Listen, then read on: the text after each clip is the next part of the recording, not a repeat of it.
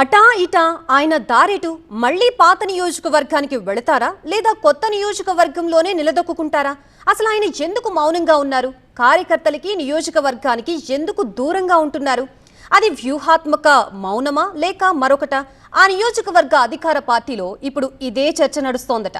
ఆరోగ్య సమస్యల పేరుతో అజ్ఞాతంలోకి వెళ్లిన ఆ నేత ఎవరు? ఇంతకీ ఏదా నియోజకవర్గం? మాజీ ఎమ్మెల్యే ఏనుగు రవీందర్ రెడ్డి బీఆర్ఎస్ హయాంలో ఒక వెలుగు వెలిగారు. అయితే ఇప్పుడు ఆయన రాజకీయ భవిష్యత్తుపై జోరుగా చర్చ నడుస్తోందట. తన సొంత నియోజకవర్గం ఎల్లారెడ్డిని వదిలి బాన్స్వాడకు వలస వెళ్లిన ఈ నేతకు అక్కడ కూడా పరిస్థితులు కలిసి రాకపోవడంతో ఆయన దారి ఏంటనేది ఇప్పుడు ప్రశ్నార్థకంగా మారిందట. కామారెడ్డి జిల్లా అధికార పార్టీలో ఇప్పుడు ఇదే చర్చ నడుస్తోంది. గత కొంతకాలంగా ఆయన అజ్ఞాతంలోకి వెళ్లిపోవడంతో ఆయన అనుచరుల్లో అయోమయం నెలకొందని టాక్. ఆరోగ్య సమస్యలతో ఆయన నియోజకవర్గానికి దూరంగా ఉంటున్నప్పటికీ ఆయన పొలిటికల్ జర్నీపై చర్చ జరుగుతోంది. ఏనుగు మళ్లీ బీఆర్ఎస్ వైపు చూస్తున్నారు అన్న టాక్ వినిపిస్తోందట.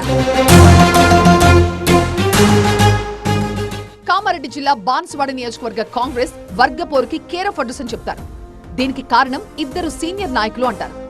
ఒకరేమో ప్రస్తుత ఎమ్మెల్యే పోచారం శ్రీనివాసరెడ్డి అయితే మరొకరు ఏనుగు రవీందర్ రెడ్డి అని లోకల్ టాక్. ఇద్దరు నేతలు ఉప్పు నిప్పులా ఉంటారంట. వాళ్ళ అనుచరులు కూడా నేతల బాటలోనే నడుస్తున్నారట. సమయం సందర్భం వచ్చినప్పుడల్లా ఒకరిపై ఒకరు భగ్గుమంటూ ఉంటారు. అయితే మున్సిపల్ ఎన్నికల తర్వాత బాన్స్వాడలో పరిస్థితి పూర్తిగా మారిపోయిందట. ప్రస్తుతం సీనియర్ నేత పోచారం శ్రీనివాసరెడ్డి ఆధిపత్యం నియోజకవర్గంలో స్పష్టంగా కనిపిస్తోందని టాక్. వాస్తవానికి పోచారం శ్రీనివాసరెడ్డి, ఏనుగు రవీందర్ రెడ్డి ఇద్దరు కూడా బాన్స్వాడకు వలస వచ్చిన నేతలే అని చెప్తారు. గత అసెంబ్లీ ఎన్నికల్లో రాజకీయ ప్రత్యర్థులుగా తలపడ్డారు. ఏనుగు రవీందర్ రెడ్డి కాంగ్రెస్ అభ్యర్థిగా పోటీ చేయగా పోచారం శ్రీనివాసరెడ్డి బీఆర్ఎస్ నుంచి పోటీ చేసి గెలుపొందారు. ఆ తర్వాత రాజకీయ సమీకరణాల్లో భాగంగా కాంగ్రెస్ కి పోచారం సన్నిహితంగా ఉంటున్నారని సమాచారం. అంతకుముందు ఎల్లారెడ్డి నుంచి 4 సార్లు బీఆర్ఎస్ ఎమ్మెల్యేగా ఏనుగు రవీందర్ రెడ్డి గెలిచారు. 2021లో ఆయన బీజేపీలో చేరారు. ఆ తర్వాత కాంగ్రెస్ పార్టీలో చేరి బాన్స్వాడకు మారారు. 2023లో బాన్స్వాడ కాంగ్రెస్ అభ్యర్థిగా పోటీ చేసి ఓడిపోయారు.